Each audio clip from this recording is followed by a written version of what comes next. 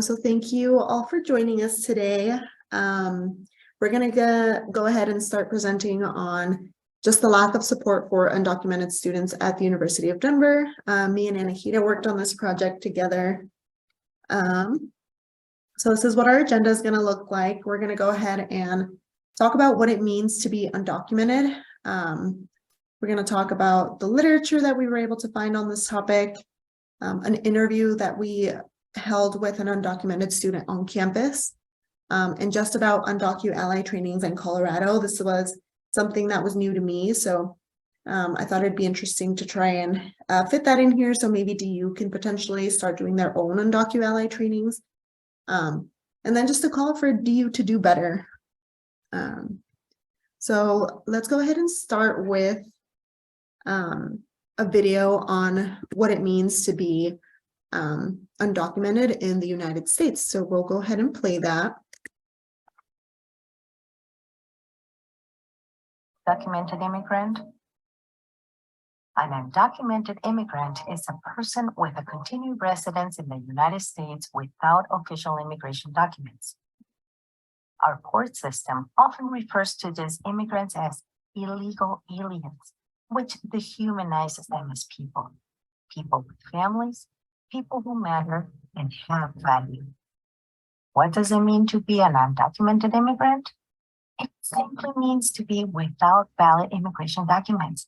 And beyond that, it means to be a person in a new country, an immigrant, a human being, just like you and I.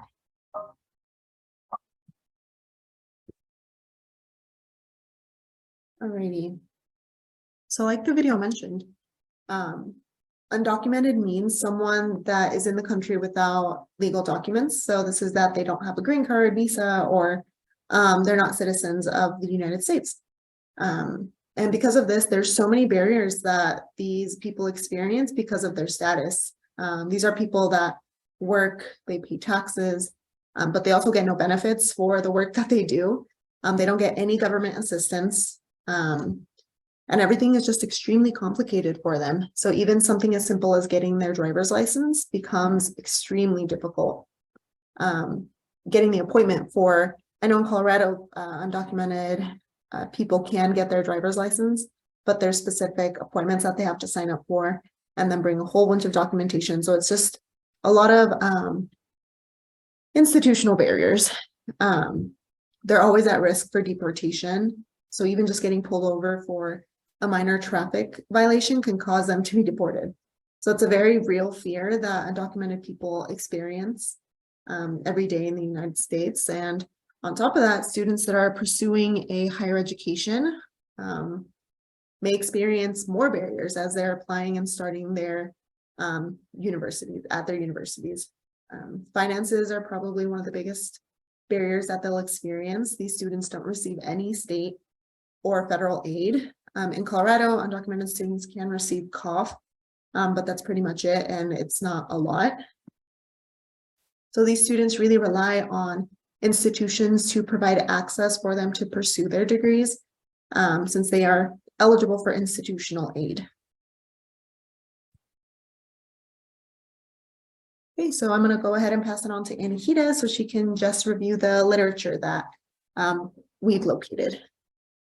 Yeah, thank you, Manzi. Hello, everyone. I've done the literature review part for this project, and I'm going to start with the population of the undocumented students in higher education, and then I will cover a little bit of challenges they may face in their educational pathway, and at the end, I will give some recommendations that I got from the different available literature reviews and that we can use to support the undocumented students. So according to the research that was held by Lopez in September 2014, almost 2% of the population of all colleges in higher education are undocumented immigrants here in the United States.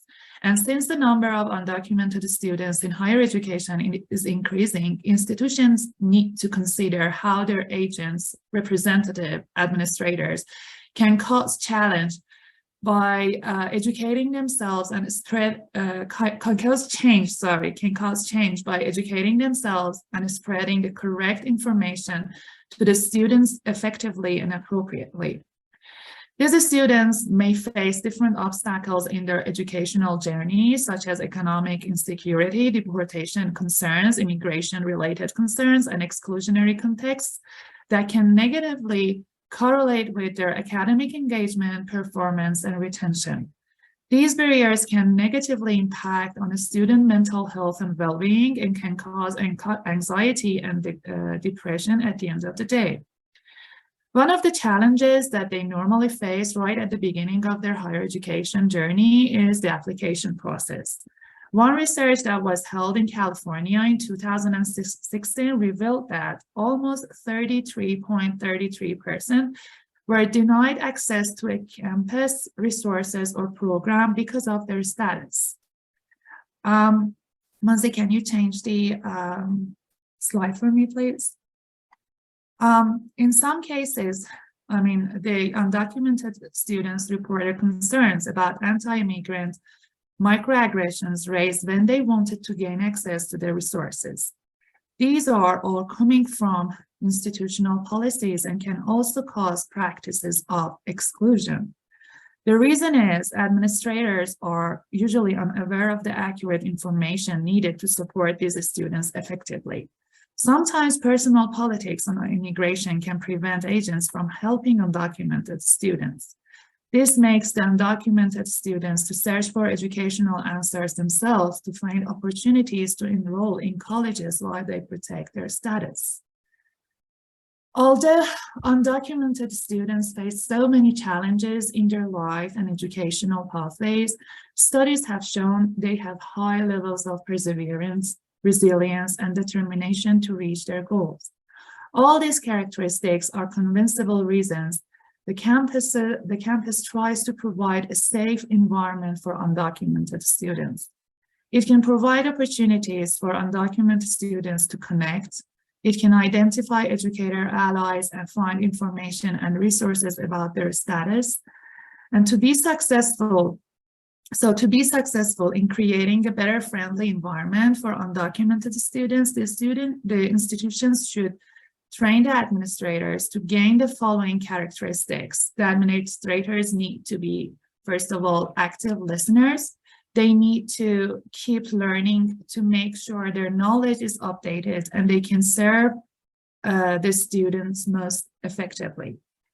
They should endorse the community publicly, or in other words, acknowledge the community positively. They should try to serve the students equitably. They should try to show empathy, be sensitive to students' situation, and treat them respectfully.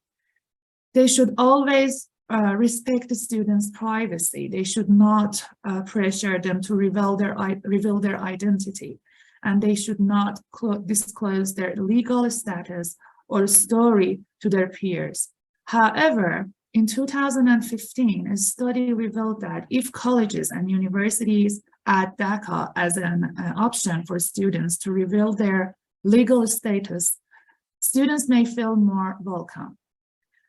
Another characteristic that administrators should have is they should try to offer the undocumented students the ways that they can use financial aid, or they can provide workshops that focus on financial aid, either for the student themselves or for the parents of the students.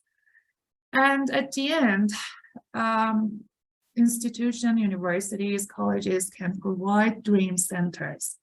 Dream centers are places that try to address and acknowledge the needs of undocumented students and act as a base or central location or college or university campuses for spreading accurate information for undocumented students across the institution or even the society at a larger scale. It can also provide avenues for institutional training for college, university agents that can ultimately result in shifting institutional policies and practices to include undocumented student inquiries, support their participation, and create a safe space.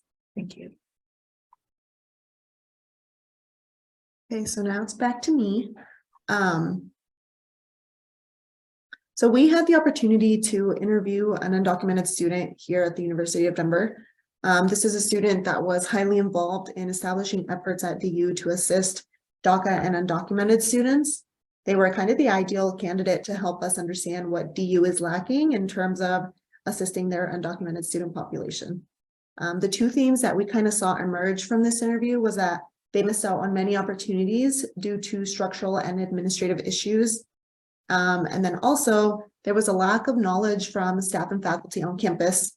One example the student provided was that they had been hired on as an RA, and due to no one really knowing how to figure out and help the administrative side of things, they were fired the day before they were supposed to have started in their position. So this just kind of set off a domino effect, because after that they had to pay for room and board out of pocket. Their financial aid has been messed up every quarter since they started at DU. So this just exacerbated issues.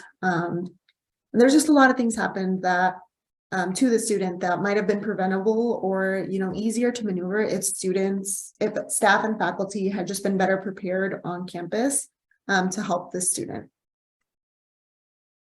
So this interview kind of led me to look at other institutions in Colorado to see what they're doing.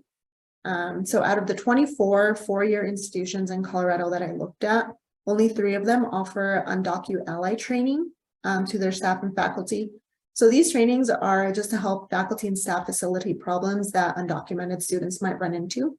It keeps them informed on any policy changes and also lets them know just the vocabulary to use and just how to talk to these students. Like mentioned previously, being undocumented can be a scary thing. So you need to approach students with compassion. It was kind of disappointing to hear that only 3 of them offer trainings. The 3 that do offer trainings are CU Boulder, CU Denver, and Metro State University of Denver. So we're hoping to advocate for a similar type of training here at DU that staff and faculty can facilitate and use to better help students. So this type of training seemed to have stemmed from the University of Colorado system, and it's been branching out to different institutions in Colorado. The goals that they have are seen here.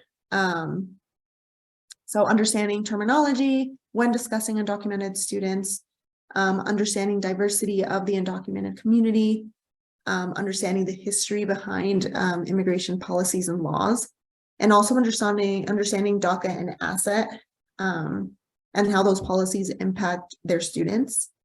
And then just any challenges, opportunities, and resources for undocumented students at CU Denver's campus. It looks like it lasts about 2 hours. And we think it would be a great addition to DU. This would help clarify and educate the DU community on their undocumented student population and their needs. So all of this goes to say DU needs to do better for their undocumented student population. So yeah, that concludes our final presentation. Just any references that we use are listed here, but yeah, this was a topic that hit home. So glad we were able to look at it in more depth and just see what resources are available to students and how we can better help them. Thanks all.